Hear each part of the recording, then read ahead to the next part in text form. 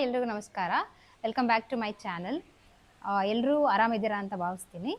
ಈ ವಿಡಿಯೋ ಬಂದು baby year piercing ಬಗ್ಗೆ, ಅಂದರೆ ಮಕ್ಕಳಿಗೆ ಯಾವಾಗ ಇಯರ್ ಪಿಯರ್ಸಿಂಗ್ ಮಾಡಿಸ್ಬೇಕು, ಯಾವ ಮೆಥಡ್ ಸೇಫ್ ಅನ್ನೋದ್ರ ಬಗ್ಗೆ, ಆ್ಯಂಡ್ ದೆನ್ ಶಸ್ತಾಸ್ ಲಿಟಲ್ ಸ್ಟಾರ್ಟ್ ಸ್ಟೋರಿ, ಅಂದರೆ ಅವ್ರದ್ದು ಇಯರ್ ಪಿಯರ್ಸಿಂಗ್ ಜರ್ನಿ ಹೇಗಿತ್ತು ಅನ್ನೋದ್ರ ಬಗ್ಗೆ ಶೇರ್ ಮಾಡ್ಕೊಳ್ಳೋಣ ಅಂತ. And then at the end of the video how to care after the ear piercing. So let me start the video.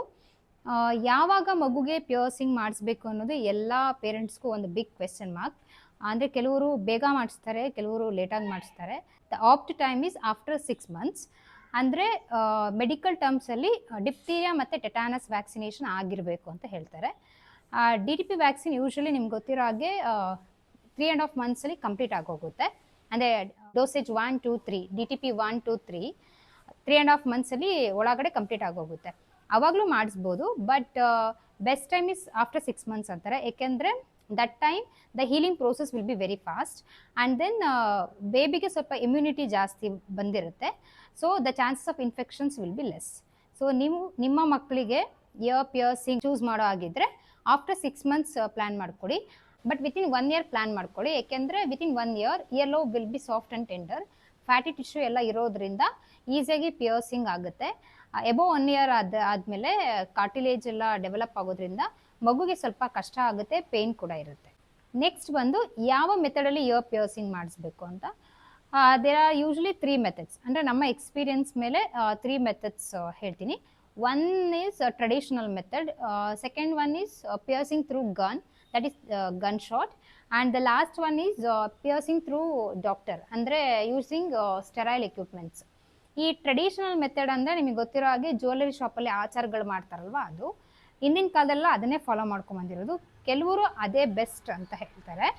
But the problem is ಅದು ತುಂಬ unhygienic ಆಗಿ ಮಾಡ್ತಾರೆ. ಒಬ್ರಿಗೆ ಯೂಸ್ ಮಾಡಿರೋ ತಂತಿಯಿಂದನೇ ಇನ್ನೊಬ್ಬರಿಗೆ ಯೂಸ್ ಮಾಡ್ತಾರೆ. So the chances of infections are more. Sterile ಇರಲ್ಲ, ಅಲ್ಲಿ ಕಡಿಮೆ ದುಡ್ಡಿರುತ್ತೆ, ಅದನ್ನು ನಾನು ಒಪ್ಕೊತೀನಿ. ವಿತಿನ್ 100 rupees ನಿಮಗೆ ಪಿಯರ್ಸ್ ಮಾಡಿ ಕಳಿಸ್ತಾರೆ. ಬಟ್ ಮಗುಗೆ ಇನ್ಫೆಕ್ಷನ್ ಆಗೋ ಚಾನ್ಸಸ್ ಇರುತ್ತೆ. ನನ್ನ ಓನ್ ಪರ್ಸ್ನಲ್ ಎಕ್ಸ್ಪೀರಿಯನ್ಸು ಅಂದರೆ, ನಾನು ಶಸ್ತಾಗಿ ಮಾಡಿಸಿರ್ಲಿಲ್ಲ ನಾವು, ಬಟ್ ಭರತ್ಗೆ ಇಯರ್ ಪಿಯರ್ಸ್ ಮಾಡಿಸಿದ್ವಿ. ಆಚಾರ ಹತ್ರನೇ ಮಾಡಿಸಿದ್ವಿ, ಒಂದು ಕಿವಿಗೆ ಮಾಡಿಸಿದಾಗ. ಸೊ ಅವನಿಗೆ ಆಲ್ಮೋಸ್ಟ್ 1 week 15 daysವರೆಗೂ ಇನ್ಫೆಕ್ಷನ್ಸ್ ಇತ್ತು, ಅಂದರೆ ಪೇಯ್ನ್ ಇತ್ತು, ಮತ್ತು ಪದೇ ಪದೇ ಗಾಯ ಆಗ್ತಿತ್ತು. ಅದು ಹೀಲ್ ಆಗೋದಕ್ಕೆ ತುಂಬ ಟೈಮ್ ತೊಗೊಂತು. ನಾವು ದೊಡ್ಡವರಾಗಿ ನಮಗೆ ಅಷ್ಟು ಪ್ರಾಬ್ಲಮ್ ಆದಾಗ ಮಕ್ಕಳಿಗೆ ಇನ್ನೂ ಕಷ್ಟ ಆಗುತ್ತೆ. ಸೊ ಟ್ರೆಡಿಷನಲ್ ಮೆಥಡಿಗೆ ಹೋಗಬೇಡಿ. Second method is piercing through gun or gun shot. ಅದನ್ನು ಒಳ್ಳೆ ಆಪ್ಷನ್ನೇ. ಅಂದರೆ ಥರ್ಡ್ ಆಪ್ಷನ್ ಈಸ್ ಡಾಕ್ಟ್ರ್ ಮೂಲಕ ನಾವು ಪಿಯರ್ಸ್ ಮಾಡಿಸೋದು ಯೂಸಿಂಗ್ ಸ್ಟೆರೈಲ್ ಎಕ್ವಿಪ್ಮೆಂಟ್ಸ್. ಇದು ಬೆಸ್ಟ್ ಒನ್ ಅಂತ ಹೇಳ್ತೀನಿ. ಏಕೆಂದರೆ ಇದು ಎಲ್ಲ ಎಕ್ವಿಪ್ಮೆಂಟ್ಸು ಅಥವಾ ಸ್ಟಡ್ ಅವ್ರು ಪಿಯರ್ಸ್ ಮಾಡೋ gun everything will be sterile. So ಮಗುಗೆ ಇನ್ಫೆಕ್ಷನ್ನು ಕಡಿಮೆ ಆಗುತ್ತೆ, ಜೊತೆಗೆ ಪೇಯ್ನ್ ಕೂಡ ಇರಲ್ಲ. ಸೊ ಯಾರಾದರೂ ಇಯರ್ ಪಿಯರ್ಸಿಂಗ್ ಮಾಡಿಸ್ಬೇಕು ಅಂತಿದ್ರೆ ಥರ್ಡ್ ಆಪ್ಷನ್ನ ಚೂಸ್ ಮಾಡಿ. ಯೂಶ್ವಲಿ ಅದು ಸ್ವಲ್ಪ ಪ್ರೈಸಿಂಗ್ ಜಾಸ್ತಿ ಇರುತ್ತೆ. ಟ್ರೆಡಿಷನಲ್ ಮೆಥಡು ವಿತಿನ್ 100 rupees ಆಗೋಗುತ್ತೆ, ಪ್ಲಸ್ ಎಕ್ಸ್ಟ್ರಾ ಸ್ಟಡ್ ಚಾರ್ಜಸ್. ನೀವು ಗೋಲ್ಡ್ ಹಾಕ್ತಿರೋ ಸಿಲ್ವರ್ ಹಾಕ್ತಿರೋ ಅದ್ರ ಮೇಲೆ depend. Second one is through gun shot, around 800 to 1000 rupees ಆಗ್ಬೋದು. ಥರ್ಡ್ ಒನ್ ನಾನು ಯಾವ್ದು ಹೇಳಿದೆ ಅದು 1800 to 2000 rupees ಆಗುತ್ತೆ. ಅದರಲ್ಲಿ ಸ್ಟಡ್ಡು ಇನ್ಕ್ಲೂಡ್ ಆಗಿರುತ್ತೆ. ಅಂದರೆ ಗೋಲ್ಡ್ ಅಲ್ಲ, ಗೋಲ್ಡ್ ಪ್ಲೇಟೆಡ್ ಸ್ಟಡ್ಸ್ ಇನ್ಕ್ಲೂಡ್ ಆಗಿರುತ್ತೆ. ಇವಾಗ ಶಸ್ತಾದು ಸ್ಟಡ್ ಜರ್ನಿ ಬಗ್ಗೆ ಶೇರ್ ಮಾಡ್ಕೊಳ್ಳೋಣ ಅಂತ. ಅಂದರೆ ಅವಳಿಗೆ ಯಾವಾಗ ನಾವು ಓಲೆ ಚುಚ್ಚಿದ್ವಿ, ಆ ಜರ್ನಿ ಹೇಗಿತ್ತು ಅಂತ. It was A good memory. ಅವಳಿಗೆ ಚುಚ್ಚಿದ್ದು 8.5 months ಇರುವಾಗ, ಅಂದರೆ ನಾಮಕರಣ ಅರೌಂಡ್ 1 week or 10 days ಇತ್ತು. ನಾವೇನು ಅಂದ್ಕೊಂಡ್ವಿ, ಇವಾಗ ಚುಚ್ಚಿದ್ರೆ ವಿತಿನ್ 1 week ಓಲೆ ಚೇಂಜ್ ಮಾಡ್ಬೋದು. ಸೊ ನಾವು ತೊಗೊಂಬಂದಿರೋದು ಗೋಲ್ಡ್ ಓಲೆನ ಇಡ್ಬೋದು ನಾಮಕರಣಕ್ಕೆ ಅಂತ ನಾವು ಹಂಗೆ ಅಂದ್ಕೊಂಡಿದ್ದು. ಬಟ್ ಅಲ್ಲಿ ಹೋದ್ಮೇಲೆ ಗೊತ್ತಾಯಿತು ಮಿನಿಮಮ್ 20 days ಆದರೂ ನಾವು ವೆಯ್ಟ್ ಮಾಡಬೇಕು. ಅವ್ರಿಟ್ಟಿರೋ ಓಲೆನ ಚೇಂಜ್ ಮಾಡೋದಕ್ಕೆ ಮಿನಿಮಮ್ 20 days ಆದರೂ ಬೇಕು ಅಂತ. ಸೊ ಯಾರಾದ್ರೂ ಓಲೆ ಚುಚ್ಸೋದಕ್ಕೆ ಪ್ಲ್ಯಾನ್ ಇಟ್ಕೊಂಡಿದ್ರೆ, ಯಾವ್ದಾದ್ರು ಈವೆಂಟ್ ಇದ್ದರೆ ಬಿಫೋರ್ 1 month ಪ್ಲ್ಯಾನ್ ಮಾಡ್ಕೊಳ್ಳಿ. ಸೊ ಇಯರ್ ಪಿಯರ್ಸ್ ಆದಮೇಲೆ ಒಂದು 20 days ವೆಯ್ಟ್ ಮಾಡಿದಾದ್ಮೇಲೆ ನಿಮಗೆ ಬೇಕಾಗಿರೋ ಪುಟ್ಟು ಓಲೆನ ನಿಮ್ಮ ಮಗುಗೆ ಇಡ್ಬೋದು. ನಮ್ಮ ಕೇಸಲ್ಲಿ ನಾನು ನಾಮಕರಣಕ್ಕೆ ಸ್ಪೆಷಲಾಗಿ ಏನೂ ಇಡೋದಕ್ಕಾಗಲಿಲ್ಲ, ಗೋಲ್ಡ್ದೆಲ್ಲ ಅದೇನು ಗೋಲ್ಡ್ ಪ್ಲೇಟೆಡ್ ಅದೇ ಚೆನ್ನಾಗಿತ್ತು. ಸೊ ನಾವು ಅದನ್ನೇ ಇಟ್ಕೊಂಡ್ವಿ. ಈ ಓಲೆ ಚುಚ್ಚಿಸ್ಬೇಕು ಅಂತ ಅಂದ್ಕೊಂಡಾಗ ಯಾರು ಈ ಬೆಸ್ಟ್ ENT ಸ್ಪೆಷಲಿಸ್ಟ್ ಇದ್ದಾರೆ ಅಂತ ನಾವು ಗೂಗಲಲ್ಲಿ ಸರ್ಚ್ ಮಾಡಿ ಅವ್ರದ್ದು ರಿವ್ಯೂಸ್ ಎಲ್ಲ ನೋಡಿ, ನಮ್ಮನೆ ಹತ್ರನೇ ನಿಯರ್ ಬೈ ಒಂದು ENT ಇದೆ, ಅಲ್ಲಿ ಮಾಡಿಸೋಣ, ನೆರವು ENT ಅಂತ, ಅಲ್ಲಿ ಮಾಡಿಸೋಣ ಅಂತೇಳಿ ನಾವು ಅದನ್ನು ಚೂಸ್ ಮಾಡ್ಕೊಂಡ್ವಿ. ಅಲ್ಲಿ ಫಸ್ಟ್ ಥಿಂಗ್ ಇಸ್ ಅಪಾಯಿಂಟ್ಮೆಂಟ್ನ ಬುಕ್ ಮಾಡ್ಕೊಂಡ್ವಿ.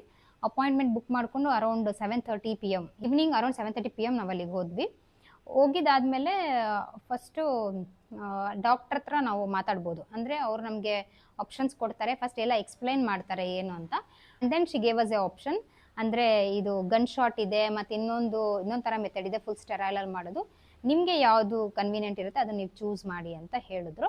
ನಾವು ಹೇಗೆ ಅಂದರೆ we always try our best to give the best to Shasta. So ಇದೇ ಇರಲಿ ಅಂತ ಹೇಳ್ಬಿಟ್ಟು ನಾವು ಸೆಕೆಂಡ್ ಮೆಥಡ್ನ ಚೂಸ್ ಮಾಡ್ಕೊಂಡ್ವಿ. ಅದರಲ್ಲಿ ಸ್ಟಡ್ಸ್ ಕೂಡ ಇನ್ಕ್ಲೂಡ್ ಆಗಿತ್ತು. ಫಸ್ಟು ನಮಗೇನೆ ಮಾರ್ಕ್ ಮಾಡೋದಕ್ಕೆ ಕೊಟ್ಟರು ಮಾರ್ಕರು. ಸೊ ನಾವು ಎಲ್ಲಿ ಎಕ್ಸಾಕ್ಟಾಗಿ ಬೇಕು ಅಂತ ನಾವು ಮಾರ್ಕ್ ಮಾಡ್ಕೊಂಡ್ವಿ. ಅದರಲ್ಲಿ ಏನಾದರೂ ಮಿಸ್ಟೇಕ್ ಇದ್ದರೆ again doctor will review that. ಅದರಲ್ಲಿ ಏನಾದರೂ ಒಂಚೂರು ಹೆಚ್ಚು ಕಡಿಮೆ ಅಂದರೆ ಅವ್ರಿಗೆ ಸರಿ ಅನಿಸ್ಲಿಲ್ಲ ಅಂದರೆ ಇನ್ನೊಂದು ಸತಿ ನಮ್ಮನ್ನು ಕೇಳ್ತಾರೆ, ಇದು ಎಕ್ಸಾಕ್ಟ್ ಓಕೆನಾ ಅಥವಾ ನಾನು ಚೇಂಜ್ ಮಾಡಲಾ ಅಂತ. Then they will proceed. ಅದಾದಮೇಲೆ ಸ್ಟಡ್ ಬಗ್ಗೆ ಒಂದಷ್ಟು ಡಿಸ್ಕಷನ್ ಮಾಡಿದ್ವಿ. ಅದರಲ್ಲಿ ಯಾವ ಥರ ಇದೆ, ಡಿಸೈನ್ಸ್ ಏನಿದೆ, ಇನ್ಫಾರ್ಮೇಷನ್ ಅದೆಲ್ಲ ನಮ್ಮ ಜೊತೆ ಶೇರ್ ಮಾಡಿದ್ರು. ಲೇಟರ್ ಆನ್ ಸ್ಟಡ್ ಕೂಡ ನಾವು ಚೂಸ್ ಮಾಡಿದ್ವಿ. It was A gold plated as I told before. ಅದಾದಮೇಲೆ ಮಗುನ ತುಂಬ ಎಂಗೇಜಿಂಗ್ ಆಗಿ ಇಟ್ಕೊಂಡು, ಅಂದರೆ ಏನಾದ್ರು ಟಾಯ್ಸ್ ಕೊಡ್ತಾರೆ, ಮಗು ಇವಾಗ ಸಡನ್ನಾಗಿ ಹೆದರ್ಕೊಳುತ್ತೆ ಅಂತೇಳಿ ಟಾಯ್ಸ್ ಎಲ್ಲ ಕೊಟ್ಟು ಮಗುನ ಎಂಗೇಜಿಂಗ್ ಆಗಿ ಇಟ್ಕೊಂಡು later on they'll do the procedure ನಮಗೆ ತೊಗೊಂಡಿದ್ದು. It was just 3 to 4 seconds I guess. ಅವ್ರು ಜಸ್ಟ್ ಹೋಗಿ ಒಂದು 3-4 ಸೆಕೆಂಡ್ಸಲ್ಲೇ ಪಂಚ್ ಮಾಡಿದ್ರು. ಪಂಚ್ ಮಾಡಿದಾಗ ಆ ಓಲೆ ಜೊತೆ ಈ ತಿರುಪು ಅಂತ ಏನು ಹೇಳ್ತೀವಿ, ಗೊಟ್ಟ, ಏನು ನಿಮ್ಮ ಲ್ಯಾಂಗ್ವೇಜಲ್ಲಿ ಏನು ಹೇಳ್ತಾರೆ ಗೊತ್ತಿಲ್ಲ, ನಾವು ಈ ಥರನೇ ಕರೆಯೋದು, ಅದು ಕೂಡ ಡೈರೆಕ್ಟ್ ಫಿಕ್ಸ್ ಆಗುತ್ತೆ. ನಾವೇನು ಎಕ್ಸ್ಟ್ರಾ ಮತ್ತೆ ಅದನ್ನು ಹಾಕೋ ನೆಸೆಸಿಟಿ ಇರಲ್ಲ. ಅದು ಬೇಬಿಗೆ ಮತ್ತೆ ಇರಿಟೇಷನ್, ನಾವೇನಾದರೂ ಮತ್ತೆ ಹಾಕಬೇಕು ಅಂದರೆ. ಸೊ ಅದರೊಳಗಡೆ ಹೋಗಿ ಫಿಕ್ಸ್ ಆಯಿತು. ಈ ಕಿವಿಗೆ 3 seconds, ಆ ಕಿವಿ 3 seconds, ವಿತಿನ್ 10 seconds ಎಲ್ಲ ಮುಗ್ದೇ ಹೋಯಿತು. ಅವಳು ಹತ್ತಿದ್ದು ಕೂಡ ತುಂಬ ಕಡಿಮೆ, ಪೇಯ್ನ್ ಇರಲಿಲ್ಲ ಅನಿಸುತ್ತೆ. ಸ್ವಲ್ಪ ಹೊತ್ತು ಹತ್ಬಿಟ್ಟು ಸುಮ್ಮನೆ ಆಗ್ಬಿಟ್ಲು. ಅದಾದಮೇಲೆ ಶಿ ವಾಸ್ ವೆರಿ ಕಂಫರ್ಟಬಲ್ ಅಷ್ಟೇ. ಅಲ್ಲೇ ಹಾಸ್ಪಿಟ್ಲಲ್ಲಿ ಏನು ಹತ್ತಿದ್ದಷ್ಟೇ. ಇದು ಶಸ್ತಾದು ಸ್ಟಡ್ ಜರ್ನಿ ಆಗಿತ್ತು. ಇವಾಗ ಬಂದು how to care after ear piercing ಅದ್ರ ಬಗ್ಗೆ ಹೇಳ್ತೀನಿ. ಫಸ್ಟ್ ಥಿಂಗ್ ಈಸ್, ಅಲ್ಲೇ ಒಂದಷ್ಟು ಗೈಡ್ಲೈನ್ಸ್ ನಮಗೆ ಮ್ಯಾಮ್ ಡಿಸ್ಕಸ್ ಮಾಡಿದ್ರು. ಅಂದರೆ ಇಯರ್ ಪಿಯರ್ಸಿಂಗ್ ಆದಮೇಲೆ ಅವತ್ತಿನ ದಿನ ಆ ಓಲೆನ ಟಚ್ ಮಾಡಬಾರ್ದು, ಅಂದರೆ ಕಿವಿನ ಟಚ್ ಮಾಡಬಾರ್ದು. ನೆಕ್ಸ್ಟ್ ಡೇ ಅಂದರೆ second day to and fro move ಮಾಡಬೇಕು. ಕಿವಿಯಲ್ಲಿರೋ ಹೋಲನ್ನು ಟು ಆ್ಯಂಡ್ ಫ್ರೋ ಮೂವ್ ಮಾಡಿದಾಗ ಅಲ್ಲಿ ಒಂಚೂರಾದರೂ ಸ್ಪೇಸ್ ಕ್ರಿಯೇಟ್ ಆಗುತ್ತೆ. ಸೊ ಆರಾಮಾಗಿ ಗಾಳಿ ಆಡುತ್ತೆ. ಆ್ಯಂಡ್ ನೆಕ್ಸ್ಟ್ ಏನಾದ್ರೂ ಇಯರಿಂಗ್ ಚೇಂಜ್ ಮಾಡಬೇಕು ಅಂದ್ರೂ ಅಲ್ಲಿ ಸ್ಪೇಸ್ ಕ್ರಿಯೇಟ್ ಆಗೋದ್ರಿಂದ ಈಸಿ ಆಗುತ್ತೆ ಅಂತ. ಅದ್ರ ಜೊತೆಗೆ ಒಂದು ಆ್ಯಂಟಿಸೆಪ್ಟಿಕ್ ಲೋಷನ್ ಕೊಟ್ಟಿದ್ರು. ಅದನ್ನು ಕೂಡ ಬೆಳಗ್ಗೆ ಒಂದು ಟೈಮ್, ನೈಟ್ ಒಂದು ಟೈಮ್ ಹಾಕಬೇಕು ಫಾರ್ 5 days ಅಷ್ಟೇ. ನಾನು ಒಂದು 3 days ಏನೋ ಹಾಕಿದೆ ಅಷ್ಟೇ ಅನಿಸುತ್ತೆ. ಅವಳಿಗೊಂಚೂರು ಗಾಯನೂ ಇರಲಿಲ್ಲ ಅಥವಾ ಏನೂ ಆಗಿರಲಿಲ್ಲ. ಇದು how to care after ear piercing ಅಂತ. ನಾನು ಟ್ರೆಡಿಷನಲ್ ಮೆಥಡ್ದು ಬರೋದೊಂದು ಎಕ್ಸ್ಪೀರಿಯನ್ಸ್ ಶೇರ್ ಮಾಡಿದ್ನಲ್ವ, ಅವನಿಗೆ ತುಂಬ ಇನ್ಫೆಕ್ಷನ್ಸ್ ಆಗಿತ್ತು ಅಂತ. ಅದು ಒಂದು ಕಿವಿಗೆ. ಲೇಟ್ರ್ ಆನ್ ಶಸ್ತಾ ಇಯರ್ ಪಿಯರ್ಸಿಂಗ್ ಆದಮೇಲೆ ಬರತ್ತು, ನಾನು ಶಸ್ತಾ ಥರ ಇನ್ನೊಂದು ಕಿವಿನೂ ಚುಚ್ಚಿಸ್ಕೋತೀನಿ ಅಂತ ಹೇಳ್ದ. ಸೊ ಎಗೇನ್ ನಾವೇನು ಮಾಡಿದ್ವಿ, ಈ ನೆರವು ಅಪಾಯಿಂಟ್ಮೆಂಟಲ್ಲೇ ಶಸ್ತಾ ಚುಚ್ಚಿಸಿ 1 weekಲ್ಲಿ ಅಲ್ಲಿ ಅಪಾಯಿಂಟ್ಮೆಂಟ್ ಬುಕ್ ಮಾಡಿದ್ವಿ ಅವ್ನಿಗೂ. ಅವನಿಗೆ ನಾರ್ಮಲ್ ಶಸ್ತಾಗಿ ಏನು ಚೂಸ್ ಮಾಡಿದ್ವು ಅದೇ ಮೆಥಡೆ ಮಾಡಿಸಿದ್ದು. ಆ ಕಿವಿಗೆ ಏನೂ ಆಗಲಿಲ್ಲ. ಇ ವಾಸ್ ವೆರಿ ಕಂಫರ್ಟಬಲ್, ಆರಾಮಾಗಿದ್ದ. ಒಂದು ಚೂರು ಇನ್ಫೆಕ್ಷನ್ ಆಗಿಲ್ಲ, ಒಂಚೂರು ಪೇನ್ ಇಲ್ಲ, ಏನೂ ಇರಲಿಲ್ಲ. ಸೊ ನೀವು ನಿಮ್ಮ ಮಕ್ಕಳಿಗೆ ಬೆಸ್ಟ್ ಏನಾಗುತ್ತೋ ಅದನ್ನು ಕೊಡೋದಕ್ಕೆ ಟ್ರೈ ಮಾಡಿ. ಅದರಿಂದ ಆದಷ್ಟು ಟ್ರೆಡಿಷನಲ್ ಮೆಥಡ್ನ ಸ್ವಲ್ಪ ಅವಾಯ್ಡ್ ಮಾಡಿ. ಇದು Shasta stud story. Hope you all enjoyed my video. Subscribe ಮಾಡಿ, ಲೈಕ್ ಮಾಡಿ, ಕಮೆಂಟ್ ಮಾಡಿ. Thanks for watching.